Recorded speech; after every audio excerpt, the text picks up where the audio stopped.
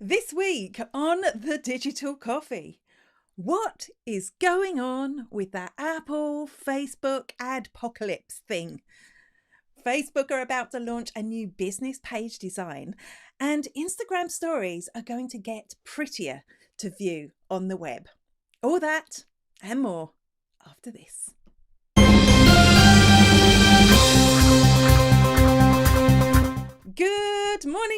Good morning, and welcome to the Digital Coffee. This is your weekly dose of digital marketing and social media news. My name is Amanda Webb, and I am clasping my coffee cup, hoping that coffee may materialize in it any minute now.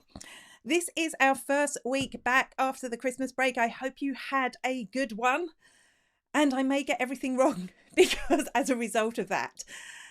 If you would like a copy of the Digital Coffee newspaper and you are watching on Facebook, please leave a comment. If you leave a comment, I will automatically send you a copy of that newspaper, and you'll also get details on how you can register for notifications about next week's show. There is a question of the week. I can see Kerry has answered it already. The question of the week, if you want to leave a comment about something, is if Facebook asked you, or if somebody else asked you, is it okay for Facebook to track you all over the internet? Would you say yes, or would you say no? I am really fascinated to hear your answers for that one today. Kerry has answered already. Good morning, Kerry. Great to see you. I'd say no to Facebook tracking. Good morning to Linda Murphy. A big shout out to anyone who's watching on YouTube. Do say hello as well. I can't send you the newspaper this way, but if you register for the show, you'll also get a copy of that, and I will leave a link on the YouTube video after we finish. Good morning to Judy. Hello, great to see you. Now, if you don't want to comment about how you feel about Facebook tracking you, which is perfectly okay, just tell me what's in your cup. Make me jealous. Tell me you're drinking coffee. I've only managed one cup of tea this morning because I have totally forgotten in 2 weeks how to produce this show. So I had to go through everything once again. So you can tell me that will get you your newspaper, or if you've got a question, throw that in. If you've got a comment, or just like Linda has and Judy has, say hello. Are you ready for some news? You're watching the Digital Coffee with Amanda Webb. I've had to grab my iPad because there is so much involved in this update to Facebook ads. Everyone seems to be talking about it just before Christmas. Facebook itself have been making a big deal about this, and if Facebook are making a big deal about it, it is important. This change could completely change the way that we run and we measure Facebook ads in the future. What am I talking about? Apple have been really strong on privacy. I mean, you may agree or disagree with that, but they have been really strong on saying they're into privacy for the last few years, and they've started introducing quite a lot of features that respect their users' privacy. With the new update, and this is just for mobile devices, just for iPhones, iPads, any mobile Apple device or anything that runs an app, they are introducing some new restrictions with the update to iOS 14, I think it is, 14. And when these come into place, it is going to possibly affect the way we run ads. Why is that? Well, let me see if I can get the first thing up. When you access your Facebook app, you may notice at the moment, if you are on iPhone, if you're on Android, don't worry about it, it's fine. But when you access an app on your phone already, it will now and then remind you that it's tracking you for where you are, your location. But now you're going to get a pop-up, particularly on Facebook, because this is something that Facebook does. Will you allow Facebook to track your activity across other companies' apps and websites?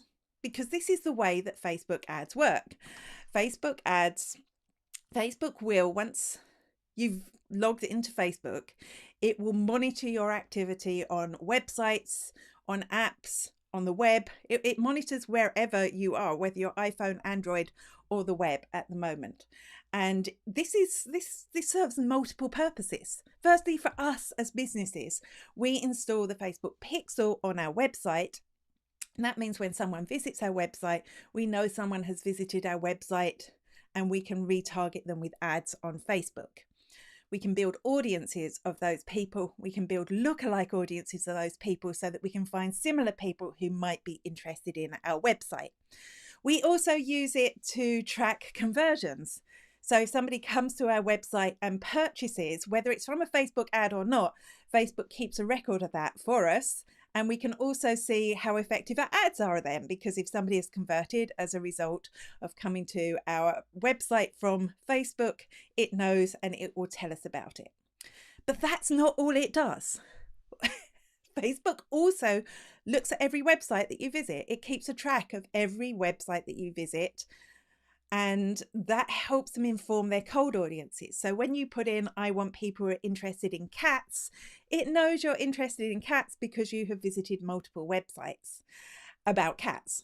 And it gets even deeper than that. It gets deep, deep, deep. So it works out the websites that the friends or somebody that shares your IP address may have visited, because it wants to make sure it's serving you the correct ads. And that's why sometimes we think Facebook is listening to us.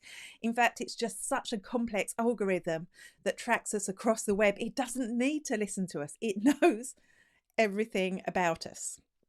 So that is what Facebook does. And that is what Apple, at least through its mobile devices, wants to give you the choice whether you want that to happen or not. And there's only one person that answered my question of the week, Kerry, saying no. She's going to say no. You know what? I think a lot of people will say no, particularly if they just heard what I said, right? Because it does sound really scary. And this is going to change Facebook ads. Unsurprisingly, Facebook are kicking up a big fuss. They're targeting small businesses, saying that this update is really going to affect you. It's going to devastate your business. They took out adverts in I think it was the New York Times in the States, full-page ads in newspapers saying that this new iOS update is going to kill small businesses. That is the angle they're going in. Whatever happens, I think this is going to happen. I think this is just the beginning, that it's coming from Apple. I think in the future, and if you saw my prediction show for 2021, this is going to be the future of digital marketing. And it sucks for us as marketers because we've learned to rely on these tools to accurately measure how well our social media marketing is working. So for now, Facebook can get angry with Apple, but I can see this being rolled out to Android. I can see this being rolled out to more browsers because there's already browsers that block Facebook tracking. What is going to change? What are the implications for ads? Well, really interestingly, this is what Facebook have to say that is going to change. And for a lot of it, to me, it doesn't make sense how this works with the new update or why you have to do things because of the new update. But I'm going to read them to you anyway, because this is the changes that you will see in Ads Manager if you run ads or if somebody runs ads for you. Firstly, you're going to be able to set up a maximum number of conversion events. So a conversion event is when somebody purchases from your site. That sends a little track back to Facebook to say somebody has purchased. There's lots of them out there. There's leads, there's add to cart, entered payment information, initiated checkout, lead, subscriber. So they're your standard events. And then you can have custom events. So just so that if you've got, say, 3 different products, you can have an event, a custom event for each individual product. At the moment, you can have as many of those as you want, but from when this update comes, they haven't given us an exact date yet. It's early 2021, so it could be any time now. You'll only be allowed a maximum of 8 conversion events. This is going to hit e-commerce the most, I think, because obviously if you have a lot of products, you may have a lot of conversion events set up. Interestingly and confusingly, it says it won't affect dynamic ads, which are a e-commerce only ad type. I'm not even going to go into that because we want to talk about other news today as well, but it's complicated and confusing. Number 2, the way that they record conversion events will change. At the moment, if you log in to your ads manager and you can go in and you can look at your ads and you can see how many people who saw your ads viewed a page, how many people saw your ads added to cart, how many people who saw your ads purchased. But from now on, Facebook will only show you one conversion event per person. So instead of showing you that somebody's done all three of those things, which will trigger 3 conversion events, it will just show you that somebody has purchased. It will show you the highest one on the level. It won't tell you that they added to cart or looked at your website, because obviously they've done those. It's going to make calculating conversion rates a little bit harder. And again, I don't see what it has to do with the iOS update, but it is one of the things that Facebook says will change. Number 3. Conversion events from iOS devices will be modeled. And actually, I think this is, if you look at the new Google Analytics platform, which they're launching, it does something similar. Once they've got a lot of iOS users, they will be able to guess from the iOS users that do allow tracking, how many iOS users that don't allow tracking convert on your website. It's going to be a guess, but it's going to be modeled, if it's like Google, by AI, by artificial intelligence, so that the more people interact with the pixel, the more data they get and the more accurate that modeling will be. They will let you know, though. They will let you know if it's modeled or if it's real. I also think, just because this has happened, you should still be able to see in your Google Analytics, as long as people aren't blocking cookies for Google Analytics, when somebody visits your site from Facebook and converts to a sale. So it is just within the advertising platform that you won't be able to see that explicitly. Number 4, Facebook want you to verify your domain. So if you've got a website, just make sure it's verified. It's a very straightforward process to go through. If you just Google verify my domain on Facebook, your domain will be your website address. So, like mine would be spiderworking.com. Once that's done, I don't know what effect that makes, but it's telling you to do it. Something that I think is good is the conversion window will close. So at the moment, if somebody clicks on your ad on Facebook and 28 days later buys from you, Facebook take credit for that. Even if they saw an ad on Google and clicked, or an ad on the newspaper and bought afterwards, Facebook will take credit for that sale. And the same goes if they just saw your ad. They didn't even click it. They just saw it, and then they converted into a customer within 7 days. And to be honest, this was a little bit underhand from Facebook. They were trying to take a lot of credit for a lot of conversions. So that window is now going to close. Personally, I can't see how it would work at all on iOS, but that's for another day. So now it's going to be 7 days, which I think is a little bit more realistic. Somebody may see your ad on Facebook and buy 7 days later. I know I have. So 7 days click, 1 day if they've seen it. So that, I think, is a positive thing. It means that our ads are going to be more accurately measured. You can see that data already, by the way. And finally, well, this one is a guess. I think if we're closing that window for conversions, will we also be closing the window for our website audiences? So at the moment, you can collect a website audience of the people who visited your website for up to 6 months. So you can retarget them. This is great if you have a product that you sell over and over again. So you know that within 30 days, they may run out of their shampoo or whatever it's going to be. You can retarget them with an ad in 30 days. I'm wondering, is that window going to close down along with the others? I haven't got confirmation of this.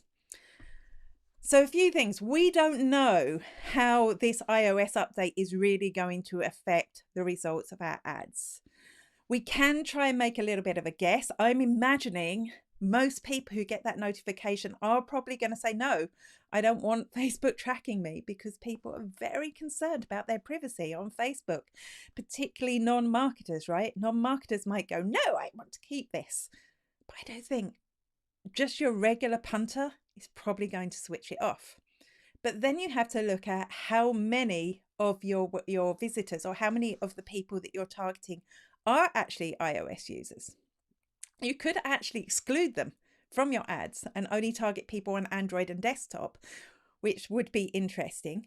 You can, within your Facebook analytics, I think it's in Audience Insights, you can actually see how many of your audience or your potential audience are iOS users. So it will give you a good idea if that audience is a good one to target. And you can look at your website and see how many people are converting on your website and how many of those are iOS users. And that should give you a rough idea of how much this is going to impact you. And in my head, the number of iOS users that I have visiting my website from Facebook ads is not the problem. The problem is all these new things that are going to be added to Facebook ads that are just going to make it a little bit more difficult, particularly that limit on the number of conversion events that we can add. Wow, you've all stayed with me. Thank you. I hope that made a little bit of sense. I did try to demystify it a bit. If not, don't worry, we've got more fun news. I can see that Sylvia has joined us and she is drinking coffee. Do let me know in the comments. I will let me know if you're on YouTube. I'd love to know if you're watching me on YouTube. If you're on Facebook, don't remember when you leave a comment, you're going to get a copy of the Digital Coffee newspaper and details on how you can register for reminders in a completely chatbot Facebook compliant way. Let's move on to the next story. Hi, I'm Catherine Mason and you're watching Digital Coffee with Amanda Webb. To add to the confusion, we have new Facebook pages on the way, and we have talked about this before on the show. Initially, they were being tested with a small subset of users, but this week the official announcement is here. It is here. These new Facebook pages, which they're calling the Facebook Experience, are being rolled out currently to creators and public figure pages, but they say they will be rolling them out to more businesses over the coming months. That vague term, the coming months. So the Facebook page experience, it's not just a new Facebook page design where they'll implement it and everything will change around. This is a completely new style of page that you will opt into. You will convert your page from a classic page into a new page experience.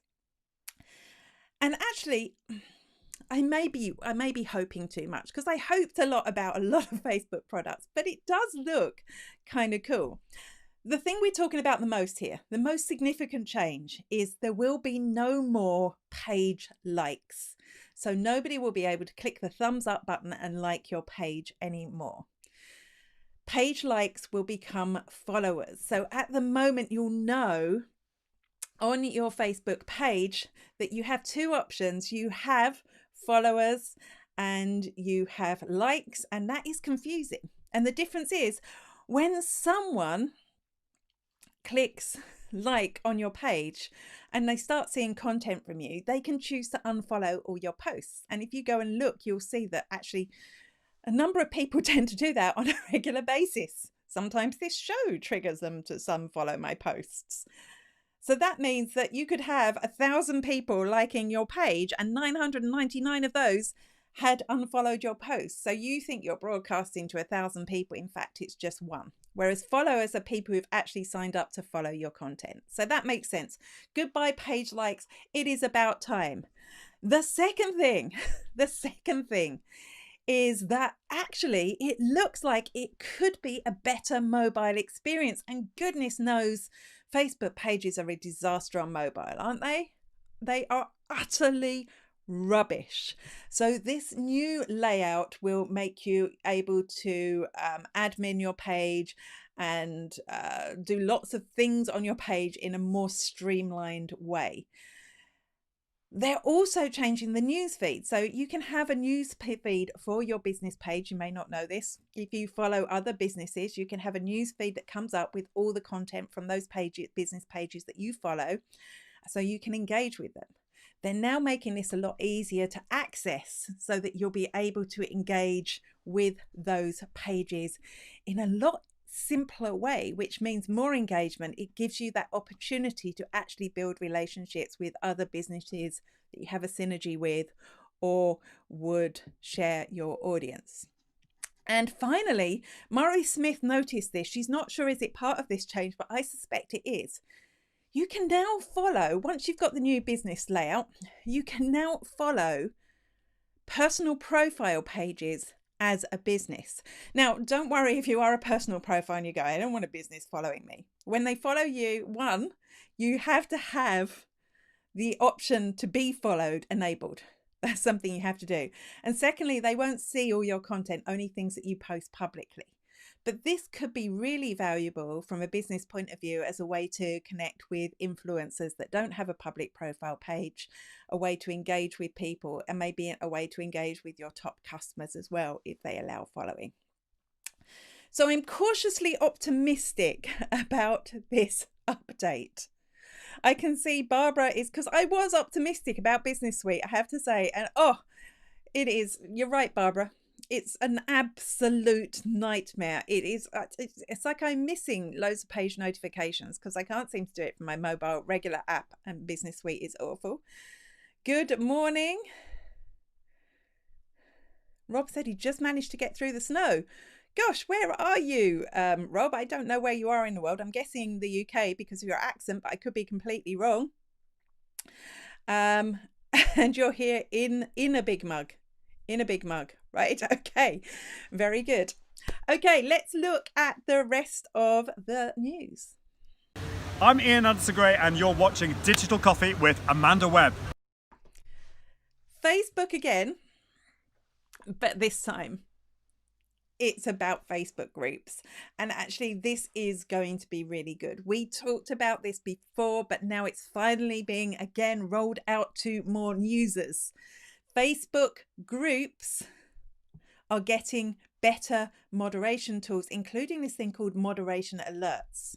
And what moderation alerts will do is they will notify admins and moderators when there is, well, you decide what it is they're going to notify you about.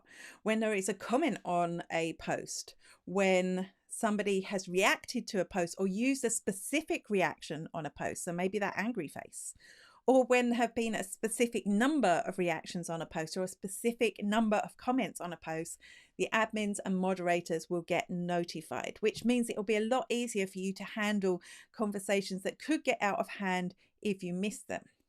You'll also be able to set it up if somebody has had a post approved onto your page and then has changed it.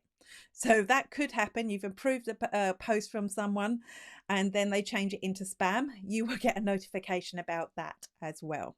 And I think this is good news. This is what it's going to look like where you set it up. I do think it's good news, but I do think it could be easier. I do think what I would really love, Facebook, and I don't know if you agree with me, is for Facebook just to send me a notification when anyone does anything in my group. And I know that's easy for someone who's a group with 500-ish people in it. It's easier for me to get every notification about it. And it may be overwhelming if you've got a large group, but give me the option, or give me the option that when I visit the group, just like I should on a Facebook page, I can see a notification of everything that's happened since I last visited. And then give me the moderation tools. I'm happy to have those as well. Wow, it's really weird to be back. I tell you, it's really strange to be back. I know I'm messing loads of things up today. I'm just going, you shouldn't have done that. This is the way you're supposed to do it, but I will get back into my swing. Let's have a look. Now, that is the Facebook news. We're going to have some more interesting news after this. Hi, I'm Charlie Lawrence and you're watching The Digital Coffee with Amanda Webb. Kind of finished with the Facebook news. WhatsApp are changing their privacy policy and you will have to accept it if you want to continue using WhatsApp. What is this privacy policy? Does it matter? Yes, it does, because this is the moment that we all knew was coming. As WhatsApp have rolled out more business tools, it's clear that they were going to deepen their integration with their daddy, Facebook. So now you will see a pop-up appear every now and then, and you have to say yes before the 8th of February, otherwise you'll have to stop using WhatsApp.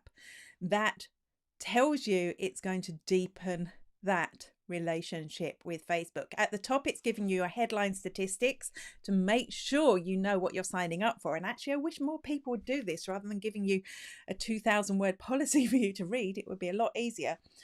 And here, firstly, the Facebook pieces are that there's going to be a change that will enable businesses to manage and save their conversations onto Facebook hosted servers. And this is going to be great news for business. This is another way that we're going to be able to deepen the communications that we have with our audience, and it will make it easier for us to monitor those conversations and to participate in those conversations.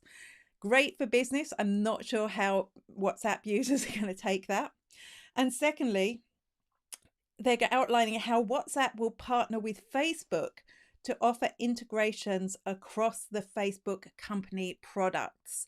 So again, I think this is all about making it easier for businesses to do business on WhatsApp, and to make sure that us as businesses can manage it all from one key place. And obviously it's going to be easier for Facebook as well. They've been wanting to integrate their 3 messenger apps. They said they were going to. We've seen it happen already with Facebook Messenger and Instagram Direct. Now we're going to see it with WhatsApp. So I think, yeah, great for business. Great for business. And I can't wait to see the new tools that we're going to be able to use as a result of this. But I do feel it's going to scare off those classic WhatsApp users. Rob says he's in Lancashire. So lots of snow in Lancashire. Eh? We've had a dusting of snow, I have to say, in Athy, but now it's just freezing.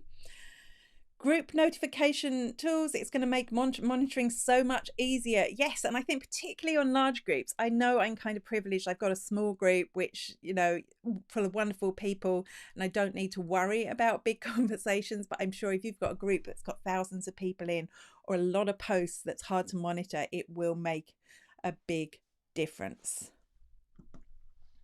Hey, it's Andy at Content Cal here, and you're watching A Digital Coffee with Amanda Webb. Instagram stories on the web are absolutely awful, aren't they? They're just not designed to be viewed on a computer. When you open them up, they're kind of ugly looking. There's big black bars at the side. You have the clicky, clicky, click to navigate through it.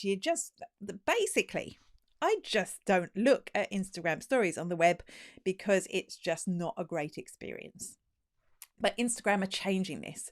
They are changing to a much prettier, user-friendly layout, which I think would encourage more people not only to click in and watch stories, but when they're there to watch for longer. This is what it's going to look like. So you will see that's the story that I'm looking at, the one in the middle. Is that Danny DeVito there? And I will be able to scroll on to the next story or keep clicking through the one that's there. I think this is designed to keep users within stories for longer on the web. And I do think it could, if your audience is web-based like mine, like business-to-business audiences are very much sitting on their computers during the day, this could be a way to get more views on your Instagram stories. Maybe that's a stretch. I'm looking forward to seeing if it does have that impact. Hi, I'm Kyra Fingleton from Glamping Under the Stars, and you're watching The Digital Coffee with Amanda Webb. Live streaming e-commerce is coming to TikTok. TikTok have partnered with Walmart to test this feature, and it's actually more exciting than I initially thought it was. Just a bit of background, you may remember last year, President Trump decided he was going to ban TikTok in the United States unless it was US owned, and Walmart were one of the people who wanted to buy it. I think that's all resolved now. I don't think that has happened. Anyway, TikTok is still in the States. Nobody bought it.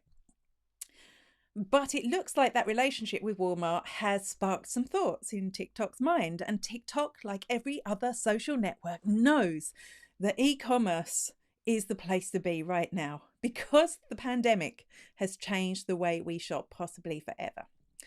So this new live streaming shopping service, I initially thought, wouldn't that be like the shopping channel? And I don't know about you, I hate the shopping channel. The shopping channel is the most boring thing in the world. And I couldn't imagine all those people watching the funky content on TikTok wanting to watch something like the shopping channel. And obviously TikTok know this too, because that's not what's going to happen. What's going to happen is that it will be a broadcast from creators and it will be entertainment. But within that broadcast, I guess the creators will have certain products or be wearing certain clothing, and you will be able to buy that clothing or those products directly from the live stream without leaving TikTok. So I think the word that Dan and Lloyd in Old Town use is edutainment. I think it could be a really effective way to sell product. I think it could be a really effective income stream for TikTok. I think it could be a really effective and measurable income stream for influencers. So I can see if this test works for TikTok, a lot of the other social networks working on something very similar. We've got one story left today. Stay with me. It's about Twitter, and I think it's quite interesting. Hello, this is Rob Charles, the voice of Mike on Forever FM on Peter Kay's Car Share. BAFTA award winning, I've got to say, but I've not seen the BAFTA yet. Anyway, you're watching The Digital Coffee with Amanda Webb. Enjoy. I'm on tea. Shh. I used to spend a lot of time on Twitter when Twitter was one of the key social networks I used for my business. I used to spend a lot of time analyzing people's profiles, going through, looking at their tweets to find out a little bit more about them so that I could spark a really good conversation with them. That was a lot of work. I still enjoy Twitter, but it's not one of the key social networks I use for business anymore. But it was time consuming and it was a lot of work just to have a conversation. And finally, years later, Twitter have copped onto this and they are launching something they're calling, well, I think it may not have an official name, but it's where I've seen it talked about. It's called In Common. And what this does is when you go to have a conversation with someone on Twitter that you don't follow already, so they assume you know about the people you follow.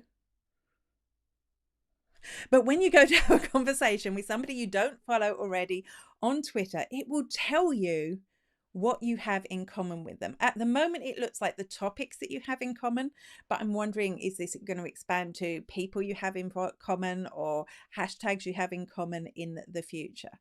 And I love this. I love this because it is going to foster better conversations, right? Instead of just saying, thanks for the retweet, maybe I'll be able to go, oh, I see you like cats too. Let's talk about our cats. Have you got a photo of yours? And it will be able to deepen those conversations and your relationships you build with new people that you discover on Twitter. So I think this could only be a good thing. And that is it for the Digital Coffee this week. I feel like, now I've done my first one, I will be back into the format. I won't have my Christmas. This is my last week with my Christmas tree. I know I was supposed to take it down, but I like Christmas. I will be back, same bat time, same bat place next week. Until then, bye-bye.